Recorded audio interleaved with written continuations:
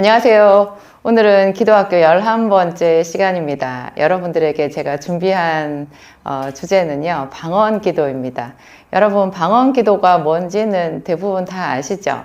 아주 깊은 방언 기도를 하고 계신 분들도 있을 거고, 방언의 은사를 말은 들었지만 그거를 꼭 해야 되나? 이렇게 생각하시는 분들도 있을 수 있고, 또 은사를 받았지만 활용하지 않고 그냥 묵혀두시는 분들도 아주 많을 거예요. 구약 성경에는 여러분 방언의 은사가 있었을까요? 없었죠. 구약에는 없었어요. 이것은 신약의 오순절 마가의 다락방에 성령이 임하면서 새 시대의 새 선물로 하나님이 우리에게 주신 거예요. 사도 바울은 고린도전서 12장, 14장, 그리고 로마서 12장 이런 부분에 각양 성령의 은사들에 대해서 상세하게 기록을 해두었는데요. 사도 바울이 이런 은사에 대해서 설명해 놓은 게 없으면 우리는 어떻게 되었을까요? 그 당시에 오순절 마가의 다락방 이후로 이제 초대 예루살렘 교회가 세워지고 또 그 지역 각처로 이제 그 하나님의 교회들이 막 생기잖아요. 그때 유명한 그 복음의 전초 기지가 됐던 교회가 안디옥 교회였는데요. 사도 바울이 이제 안디옥 교회를 기점으로 해서 이제 4차 선교 여행까지 떠나게 되죠. 그 안디옥 교회를 중심으로 이제 많은 교회를 새로 세우고 그 교회를 새롭게 하는 그런 역사가 있었는데요.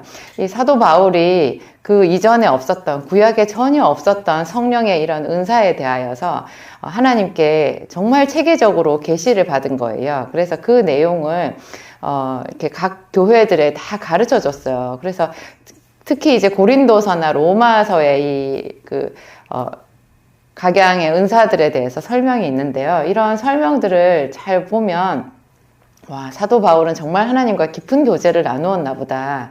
어떤 다른 사람들도 이런 설명을 해주지를 않는데 왜 그 오순절 마가의 다락방에서 성령을 받은 그 12사도 그것도 더 많은 형제들이 있었잖아요. 그 사람들에게 성령을 받은 표식으로 나타났던 게 방언이었는데요. 그 시기의 방언은 또 좀 남다른 의미가 있었어요. 남다른 모양을 갖고 있었어요. 그게 뭐냐면 사람이 알아들을 수 있는 각 지역의 외국어로 방언을 했다라는 거예요. 우리가 보통 주변에서 지금 이제 방언 기도를 하면 외국어가 아니고 그냥 알아들을 수 없는 소리로, 영의 소리로 기도를 한다 이렇게 알고 있잖아요. 그리고 방언 기도가 아주 세련되게 하시는 분들은 드물어요. 대부분 방언 기도 좀 크게 하잖아요. 그러면 주변 사람들이 별로 좋아하지 않아요. 왜냐고요? 세련돼 보이지 않아요. 좀 무식해 보이고, 게다가 그거를 조곤조곤 작은 소리로 하면 다행인데 큰 소리로 그 방언 기도를 하면 주변 사람들이 싫어하는 경우도 많이 있어요. 그러니까 정작 본인이 방언 기도를 할 때 그렇게 막 하고 싶겠어요. 그리고 어떤 교회들에서는요, 목사님이 교회에서 방언하지 말아라 이렇게 또 명령을 내리셔가지고 방언을 하고 싶어도 못하는 그런 교회들도 많이 있어요. 왜 교회에서 방언을 못하게 했느냐? 그거는 약간 그 오해가 있는 건데요. 고린도전서 14장 이런 부분에 보면 사도 바울이요, 방언을 하는 사람은 통역하는 자가 없으면 교회에서 말하지 마라 이렇게 기록한 구절이 있거든요. 그것은 분명한 배경을 알아야 돼요. 우리가 왜 그렇게 사도 바울이 말했냐. 그때 당시에는 사람들이 이 은사에 대해서 이해가 부족해가지고요. 방언을 말하는 것을 그냥 대표 기도처럼 한 거예요. 오늘날 우리식으로 얘기하면. 사람들이 여러 명이 모여서 이렇게 기도를 하는데 한 사람씩 돌아가면서 기도를 하는데요. 자기는 자기 차례가 되어서 일어나가지고 방언으로 기도를 해버리는 거예요. 그러면 다른 사람들이 그 사람의 기도를 듣고 아멘을 할 수가 없죠. 예를 들면 목사님이 앞에 나가서 설교를 하셔야 되는데 그 목사님 설교 도중에 어떤 사람이 일어나서 예배 도중에 일어나서 방언으로 막 말을 해버리는 거예요. 그러면은 예배가 어떻게 되겠어요? 이게 깨져버리는 거죠. 예를 들어서 또 뭐 우리가 더 극단적으로 생각해 볼 수 있는 것은 목사님이 설교 도중에 그냥 방언을 말해버리시는 거예요. 하나님이 주신 은사라고 말을 해버리면 듣는 모든 성도들이 당황하지 않겠어요? 무슨 말인지를 모르니까. 그래서 사도 바울도 말하기를 방언은 사람에게 말하라고 주신 것이 아니라 하나님께 말하는 거라고 그랬어요. 영으로 비밀을 말하는 거라고. 그리고 예언을 하는 사람들은 여러 사람들에게 마음의 비밀스러운 것, 감춰져 있는 것들을 깨닫게 하고 드러내고 이렇게 해서 사람들에게 경각심을 주고 회개하게 하고 뭐 이렇기 때문에 교회의 덕을 세우지만, 방언을 말하는 사람은 무슨 검은고나 필이나 이런 것이 분명치 못한 소리를 내는 것처럼 아무도 알아들을 수 없는 말을 하기 때문에 교회의 덕을 세울 수 없다. 그래서 하나님과만 얘기할 때 써라, 이런 해석이 많이 나오거든요. 그러니까 이런 것들을 이제 목사님들이 듣고 조금 오해를 하셔가지고 목회 방침에 따라서 어떤 교회에서는 아주 그 교회에서 그냥 새벽 기도를 하거나 아니면은 철야 기도를 하거나 부흥회 때 단체로 이렇게 기도를 할 때도 아예 방언을 말하지 못하게 이렇게 묶어 놓는 곳도 많이 있는데요. 그것은 그렇지는 않은 거예요. 우리가 교회에서 단체로 기도를 할 때는 합심으로 기도를 한다고 하지만 사실은 다 각자 자기의 말로 자기 기도를 여러 명의 개인 기도가 한꺼번에 나오는 거라고 생각하면 되기 때문에 그럴 때 방언 기도를 하는 것은 사실 괜찮거든요. 그리고 사도 바울은요, 이렇게 말했어요. 모든 사람들보다 내가 더 방언을 많이 말함으로 감사한다고 그래요. 그리고 나는 너희 모든 사람들이 다 방언을 말하기를 원한다, 그렇게 했어요. 방언을 말하기를 원하는데 그 중에 특히 예언하기를 더 사모하라. 너희는 더욱 더 신령한 은사를 사모하라. 내가 또한 제일 좋은 것을 너희에게 보이리라, 이렇게 말하는 거예요. 오순절 마가의 다락방에서 그 성령을 받았을 때 그때 사람들은 각 지역의 외국어로 이제 방언을 했잖아요. 그것은 하나님께서 필요했기 때문에 그 당시에 그렇게 하신 거예요. 왜냐하면 오순절 때 예루살렘에는 각 지역, 지금으로 치면 전 세계에서 다른 언어를 쓰는 사람들이 예루살렘의 명절을 지키기 위하여 모여 있었거든요.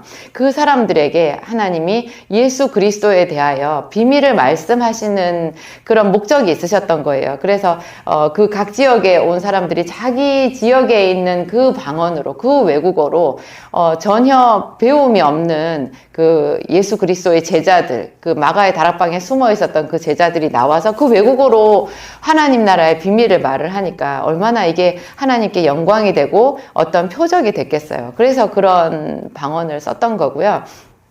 그 이후로 우리가 이제 지금 방언을 개인 기도에서 사용을 할 때는요, 제일 중요한 거예요. 자기의 덕을 세우는 거예요. 여러분, 방언을 왜 해야 되냐면, 나와 하나님 사이에 어떤 비밀을 말을 하는 건데요. 방언 기도를 하고 나면 그게 시원해요. 굉장히 시원해요. 우리가 말로 기도를 할 때도 내 말로 간절하게 하나님 앞에 기도하고 통곡하고 이러고 나면 좀 속이 후련해지고 하나님께서 주시는 평안을 누리고 이런 게 있는데요. 방언 기도는 그런 것보다도 한 10배 이상의 어떤 비밀스러운 능력이 있어요. 예를 들면 방언으로 있잖아요. 하나님 앞에 간절하게 그 자기의 마음을 토해 놓으면서 마음속으로 자기의 어떤 그 소원을 말하는, 마음속으로는 우리 말로 하는 그런 기도를 하면서 입으로는 방언을 말하는 그런 형태로 기도를 해보세요. 그러면 그냥 방언을 말하지 않고 내 마음속으로 기도하거나 아니면 소리내서 우리 말로 기도를 하는 것보다도 차원이 다른 그런 영적인 능력을 체험할 수 있어요. 저는 제 간증을 좀 말씀드리면 저는 그 이렇게 방언으로 기도만 시작하면요, 이 소리가 주체가 되질 않았었거든요. 제가 이제 대학교 2학년 때 처음 방언 기도를 시작하고 그때 새벽 기도를 나가서 기도를 했는데, 그냥 제가 제 말로 기도를 하거나 제 마음속으로 기도를 하면 저도 얼마든지 교양 있게 아주 그 기도하는 사람의 그 본보기다운 그런 아름다운 모습으로 기도를 할 수 있는데요. 이 방언 기도만 하면은 그냥 이게 소리가 폭발하는 거예요.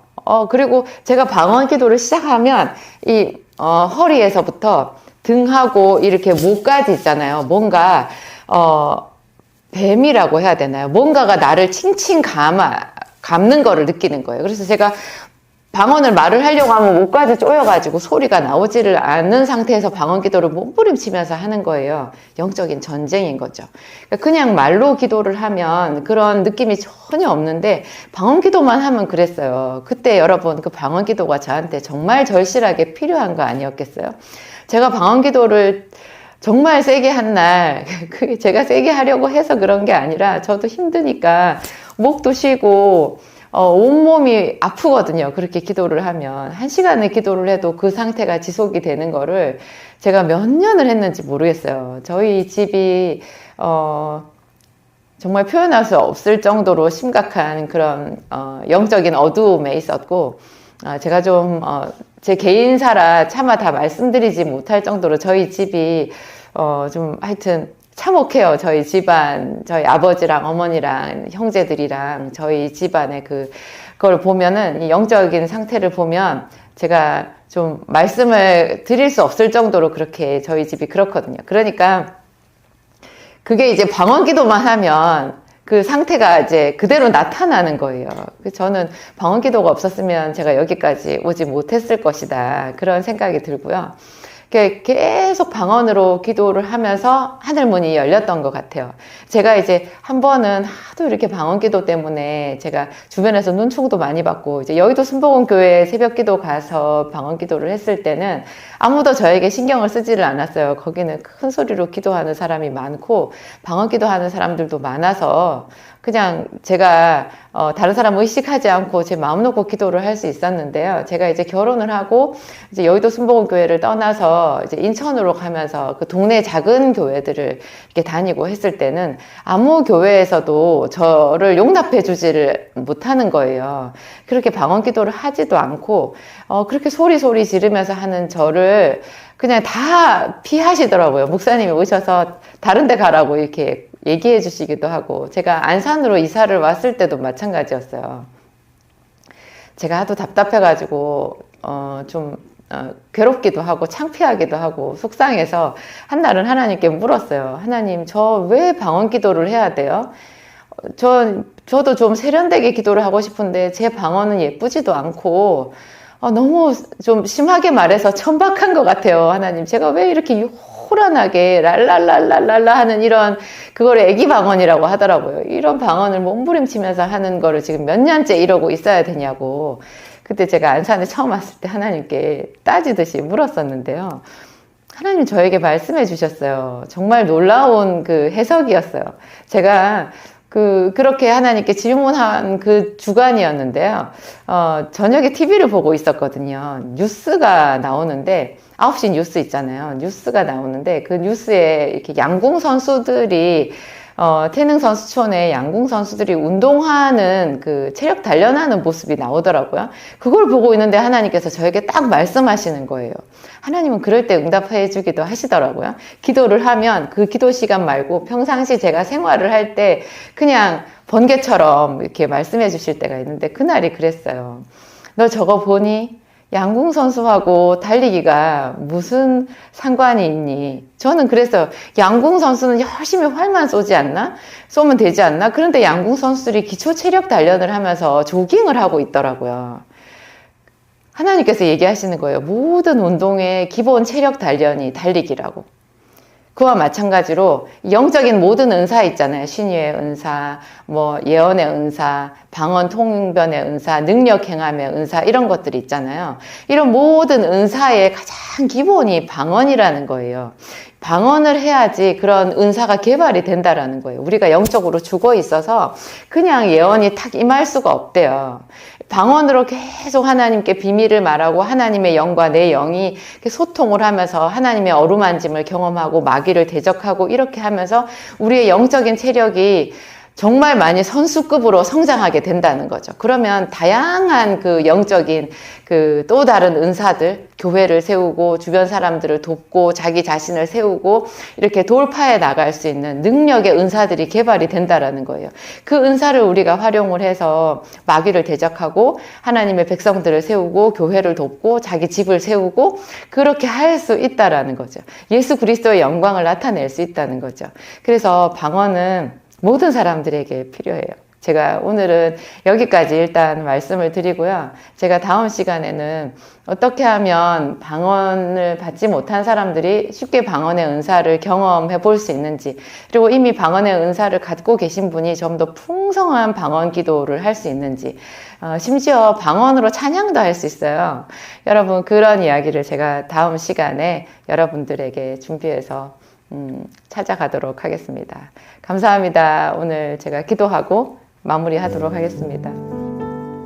하나님, 우리를 사랑하시는 아버지, 우리는 알지 못하지만 주는 우리를 너무나 잘 아시고 우리에게 필요한 것, 특별히 영적으로 우리에게 필요한 이런 방언의 은사, 하나님, 그런 것들을 우리에게 다 예비하시고 채워주셨습니다. 하나님, 우리는 각양 여러 가지 하나님의 은사를 사모하지만 이 방언의 은사, 이렇게까지 절실하게 필요한지 잘 알지 못하고 잘 사용하지 못했습니다.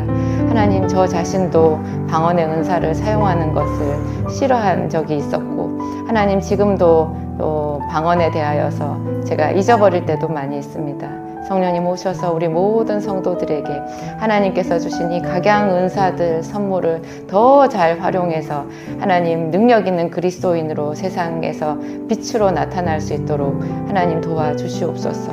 우리가 믿음으로 주님 앞에 고백하며 하나님 우리 아버지, 사람들에게 이상하게 보일지라도 하나님께서 원하시는 바로 그런 일들, 특히 이 방언을 말하는 은사를 잘 활용할 수 있기를 간절히 원합니다.